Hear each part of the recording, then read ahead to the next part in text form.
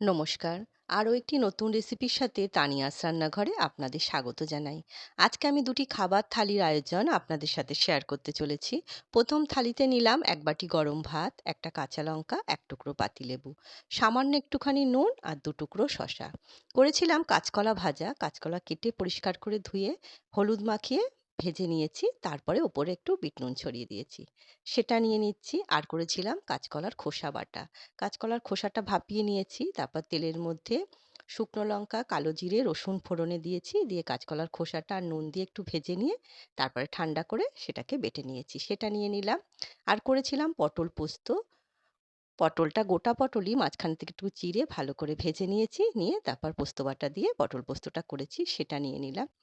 আর করেছিলাম মুসুরির ডাল। রাঁধুনি আর কাঁচা লঙ্কা ফোড়নে দিয়ে করেছি, সেই মুসুরির ডালটা নিয়ে নিচ্ছি।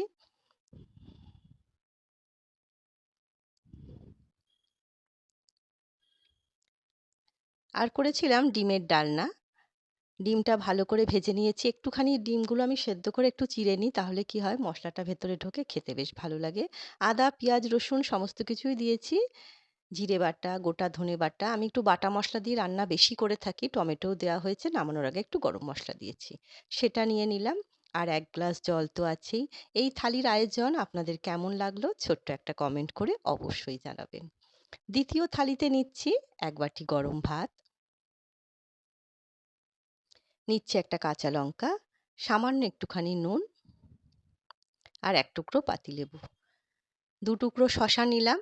করেছিলাম তেল উচ্ছে। এটাকে আমরা তেল উচ্ছে বলি, আবার অনেকে উচ্ছে চচ্চড়িও বলে থাকেন।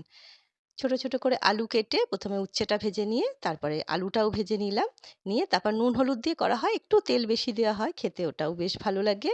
আর করেছিলাম লাউয়ের খোসা ভাজা। কালো জিরে, কাঁচা লঙ্কা আর রসুন ফোড়নে দিয়ে লাউয়ের খোসাটা ভেজেছি। তার আগে লাউয়ের খোসাটা একটু ভাপিয়ে নিয়েছিলাম। আর করেছিলাম লাউ ঘন্ট। নামানোর আগে একটু ঘি দিয়েছি, গরম মসলা আর একটু ধনেপাতা কুচি দিয়েছি, সেটা নিয়ে নিলাম। আর করেছিলাম কাতলা মাছের ঝাল। মাছ খুব ভালো করে ভেজে নিয়েছি, সর্ষে, পোস্ত, কাঁচা লঙ্কা বাটা দিয়েছি। নামানোর আগে একটু ধনেপাতা কুচি দিয়েছিলাম আর কাঁচা লঙ্কা একটু চিড়েও দিয়েছি।